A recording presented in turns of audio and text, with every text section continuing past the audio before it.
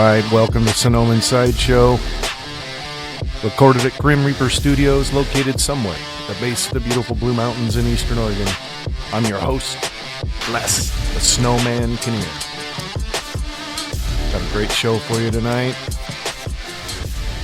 The guest is Kurt Symons, very interesting person, and he's got some law enforcement stories to share with us.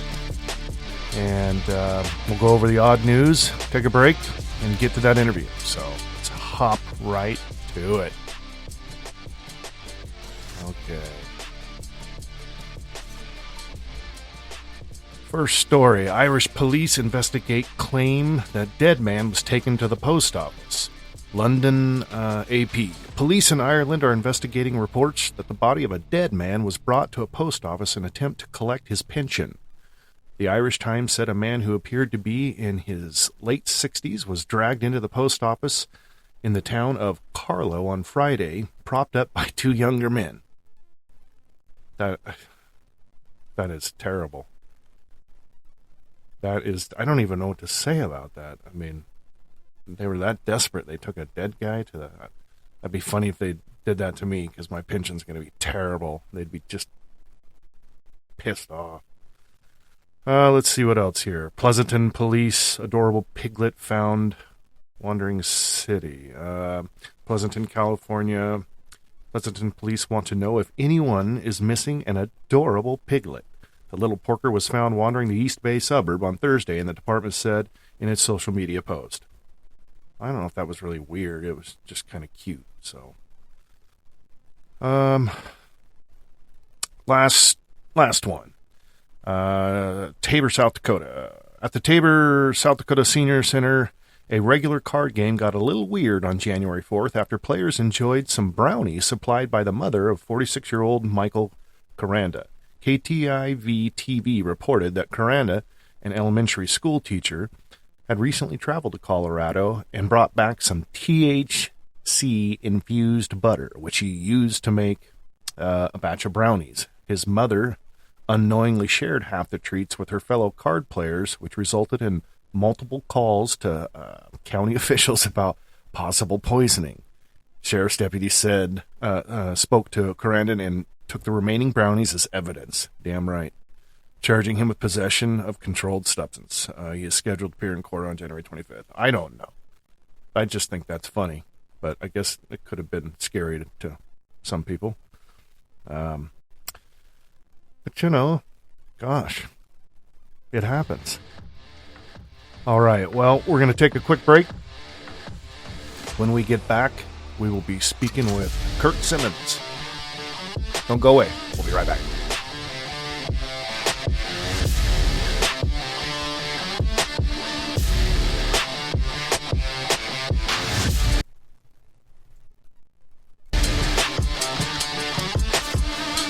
All right, welcome back to the show.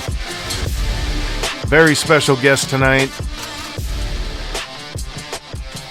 Guy that's done a lot of things in his life, but we're only going to be able to pick his brain about a few things.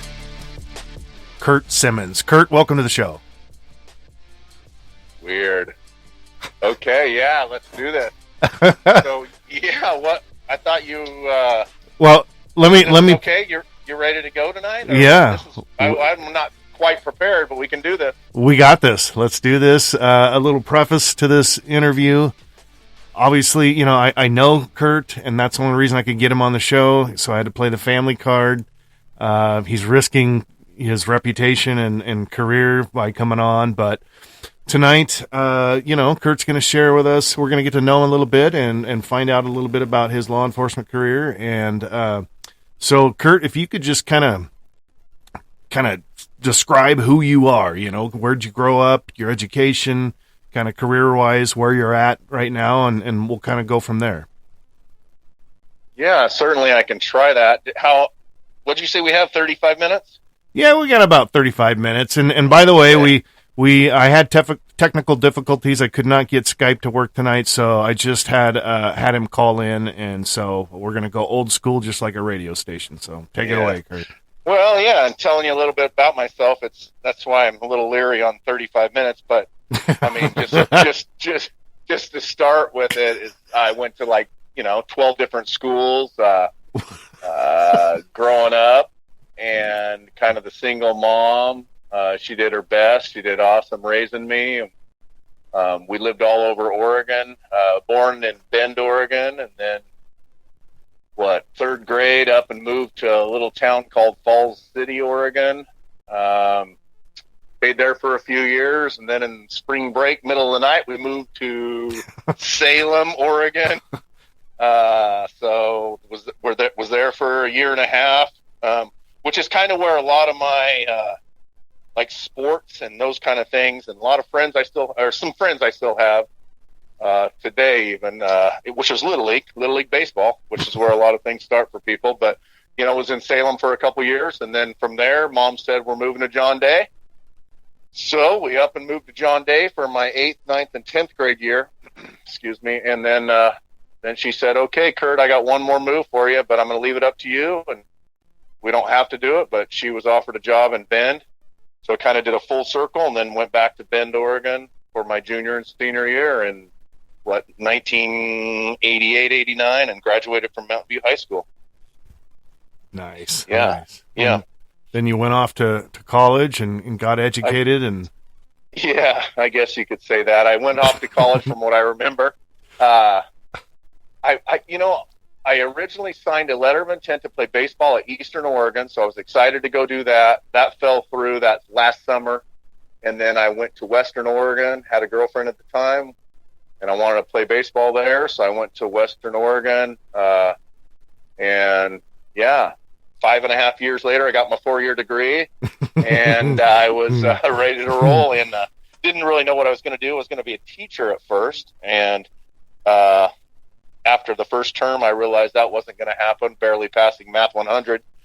So the next best thing. I always liked law enforcement, but I knew I wasn't quite a police officer personality. And a friend of mine, Jake Greer, good friend of mine, we're in the library one time. We're like, what are we going to do? And he said some gal told him about parole and probation and community corrections and, more of the psychology part of things and working directly with people that are already in trouble. And I thought, well, I can do that. I got a family that's in trouble. So, and I got really lucky. And so, yeah, just started doing that. And yeah, was at Western Oregon over in Monmouth for 5 years, and got a job after that, multiple counties. And I don't know how much you need me to keep talking. Well, no, I'm enthralled here, and then basically now you are the director. Well, yeah. Jump ahead 28 years. I'm a director of Jefferson County, which is in Madras, Oregon, parole and probation over the adult and juvenile divisions. But it was a little bit of work in between there, getting there.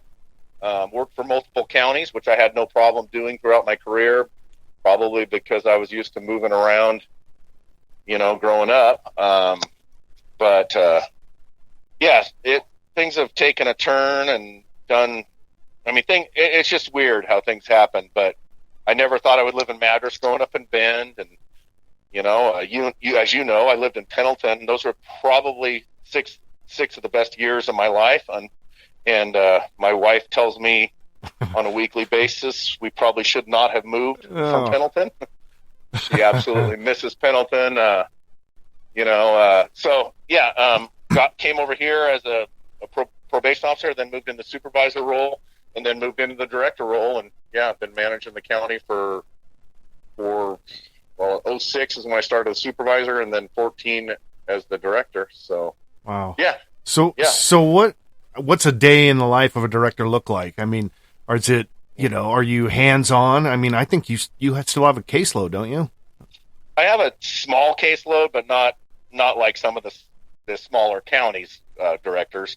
But the day in the life for me right now is a little bit different. COVID changed a lot of things in the whole field altogether. But right.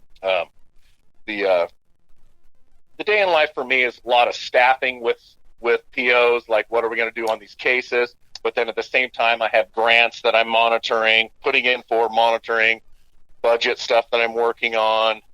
A lot of the actually the part that I really don't like.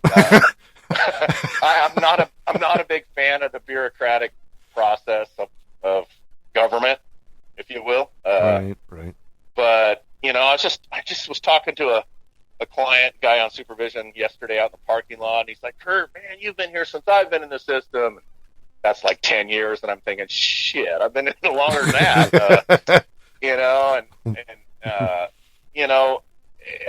I enjoyed talking with him. This was coming back from lunch, and I spent 10 minutes out in the parking lot talking to a guy just about life and how good he's doing, and that's what I miss, and those are the good parts of the job. And don't get me wrong, when I got into management, the salary, that's even a better part of the job. But same time, you don't get to work every day with them. But I don't know, it's pretty gratifying when my POs do well and they turn people's life around. So the bottom line is we're working with people that have gotten in trouble, and we want them to do better, and we give them every tool they possibly can to do that. Right on. And I that's what I was going to ask is, what would you say in your law enforcement career, what would you say is the most rewarding thing or moment, if there was an actual moment, or just overall rewarding? But it sounds like you just kind of answered that. But yeah. Obviously, when someone turns their life around or makes a lot better decisions than they did, and you get part of the credit for that, that's good. Yeah. It's kind of two answers to that. Personally, the most rewarding thing is when I would get promoted or, to a supervisor. Oh, God, I remember the call in 1995 when I got my first job, and actually it wasn't even that I got the job. It was to tell me that this one guy, Jeff, had quit, and I knew I would get his job. And I remember celebrating for a whole weekend, and that's in 94, 95. And can you imagine our celebrations back then? That was pretty fun. Yeah. So, man. So yeah, that was good. And being promoted to supervisor and then director, those are all good. But yeah, when someone does well and turns their life around and, is a better person in this community, that's really why you get into it. Yeah. You probably know my story. The main reason I got into this field is because of my brother Chuck. I remember the life he lived and just the life we lived waiting on him, or when he had to turn it, when he would come home for a month or two and then be gone again. And it was just so sad. Right. And Chuck probably defined the nicest guy in the world, Right. Absolutely. But yet, wow, the stuff he would do and you hear about. But that's why I got into it. That and I knew I didn't want to be a cop. Take Math 100, so. Well, and I had to. You still had to do that, or? I got a C in there in that first term. I don't even think it's worth credits these days, but. I got a degree. Yeah. So what would you say, you've been doing this a while now, so over that time and the training you've had and the different things you've got to see and do and field work, what would you say is the craziest thing? And I know you can't say too much probably, but what would you say is the craziest thing you've ever seen in law enforcement? It just made you scratch your head and you're like, what? Oh, man. That's a whole nother show. I could answer that a lot of different ways, and I probably should either. Yeah.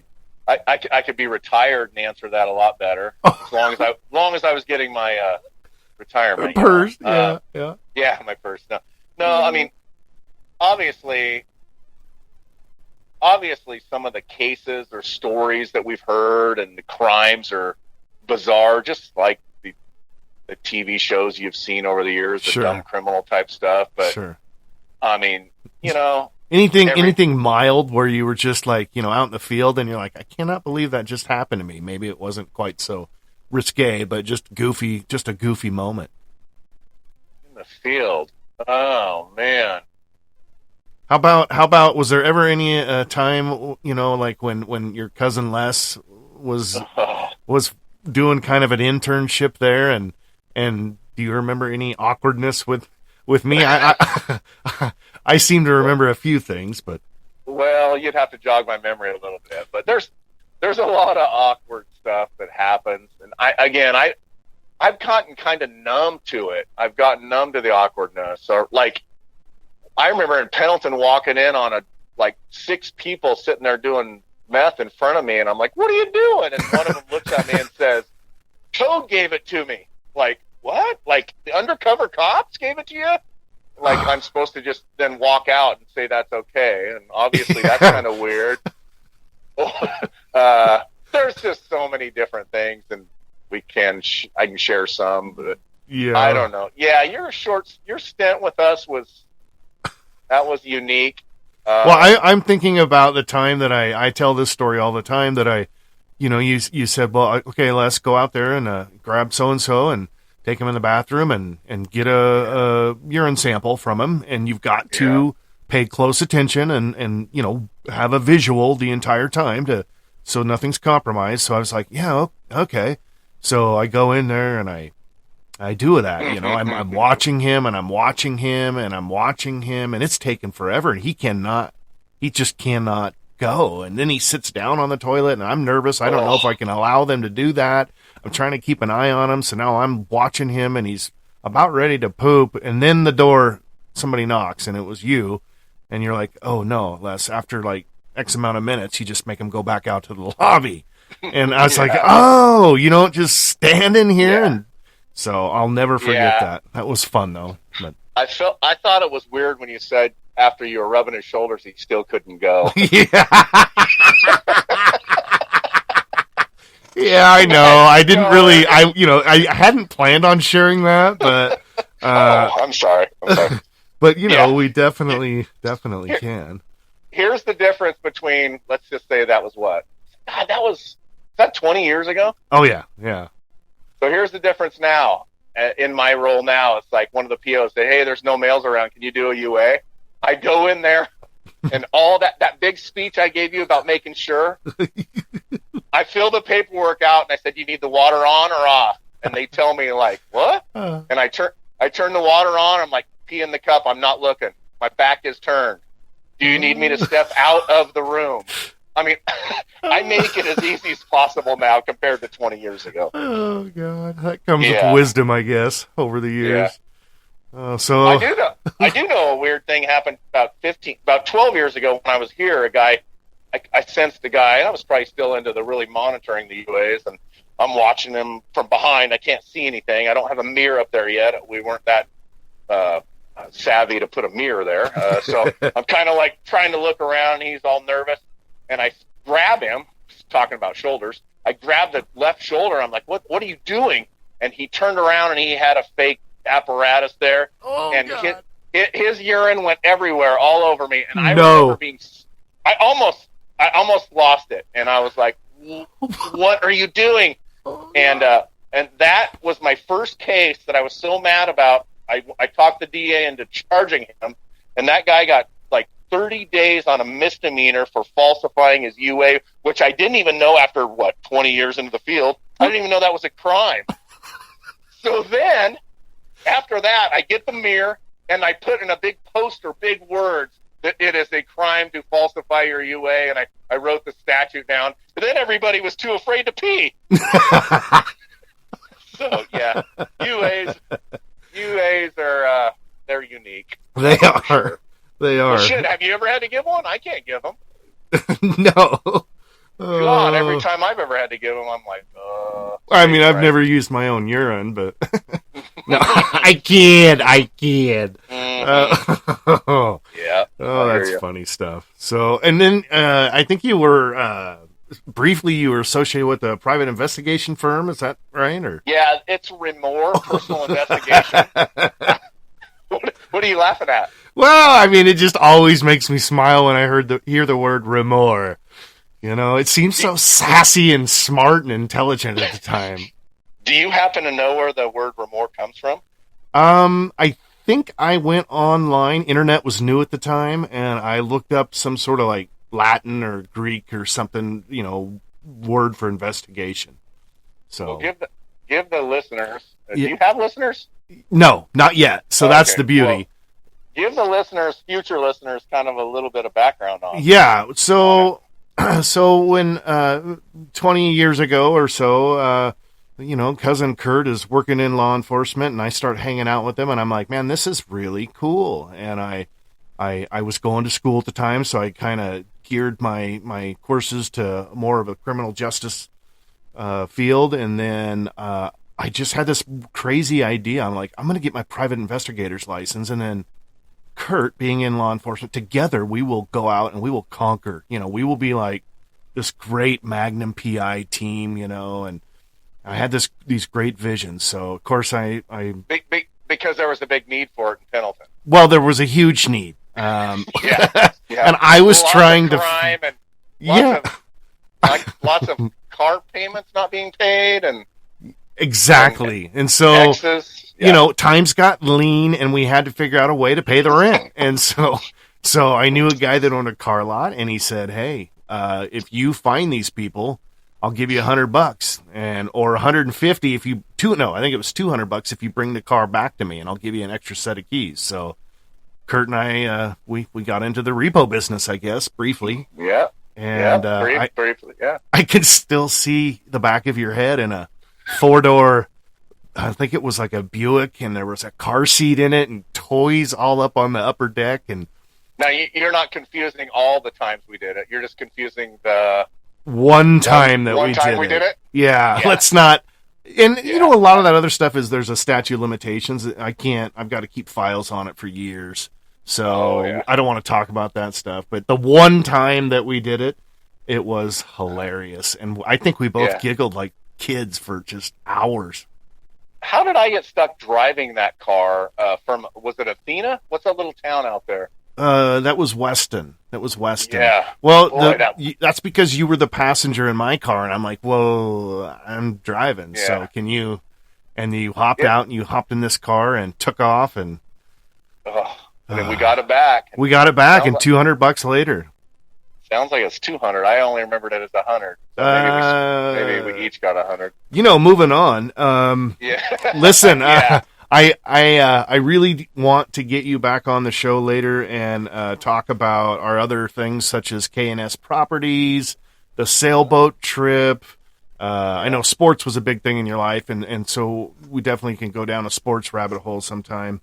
Definitely, I'm hoping you'll come back sometime especially if I have the engineering better. Yeah, you can call me anytime. I'll get on here and burn up some time. This is fun. You're doing a great job. I can't believe Jenny, your daughter, that first episode. I didn't get a chance to listen to Big Steve, but Jenny was unbelievable. I know it. Thank you. She's incredible. She blew my mind. Yeah, that's a tribute to you and Wendy too. So good job. I appreciate that. Hey, so what I like to do at the end, and just roll on with this, is I like to get people to spit some wisdom. So what I mean by that is if you could travel back in time and tell one person, it doesn't matter who, it could be Kennedy or it could be you, tell one person, give them some piece of advice, and you only had, 2-3 minutes. Who would it be, and what would you say? Oh. If I could travel back in time and give somebody advice. Spit some wisdom. Good. Like Grandpa. Yeah, I mean, it could be short. Our grandfather always said, "Keep your nose clean if it takes both sleeves." Yeah. I mean. Oh, today I told somebody, Grandpa, saying I had to help my wife paint because somebody had to point and to tell them how to do the job. So that was a good one. But man, I guess always be the pointer. I'm trying to think too much about this. But yeah. That's a tough one. I think you're going to have to let me hold off on that one. But, man. All right, well. Wow. Has it already been a half hour? Well, the sponsors are waiting, and we've really got to get moving here. And we Remor, or it's not Remor. I started to call it Remor. Grim Reaper Studios, we pay by the minute, so it gets kind of spendy. But oh, it does. Okay. Yeah. But well, good. I'm watching the playoffs and UFC right now, and I got bets going. So right on. Well, I appreciate that. And thank you for being on the show. You're hilarious as always, and I'll have you back, and we'll go down a few other rabbit holes. So I really appreciate it. Anytime, cuz. All Give me right. a call as soon as you can. Love you guys. All right. Talk soon. Love you. Peace. Bye. Yep.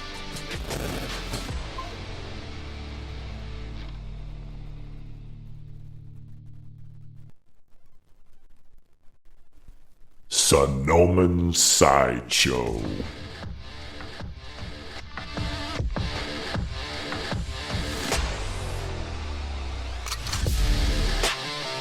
All right, I want to thank our guest tonight, Kurt Symons. Very interesting young lad. We'll have him on again, of course, because he's family, so he'll feel sorry for me and come back. He's got a bunch of interesting stories. I had to cut him short a little bit tonight, had some technical difficulties, but we'll definitely have him back on and get him to share some interesting things. Want to thank Kurt. I want to thank my listeners. My sponsors, Bill Murphy Roofing, Wandering Wizard Concepts, Vertical Jigs and Lures, DLC Photography, The Shop, dieselfuelfilters.com, and the John P. Salter Foundation. All sponsors can be found on most major social media outlets. Intro music provided by Pecan Pie and distributed by Upbeat. News articles provided by Reuters and Associated Press. That's a wrap. Be sure to catch next episode. Until then, keep your nose clean if it takes both sleeves. And say nice things about me, 'cause I'm gone.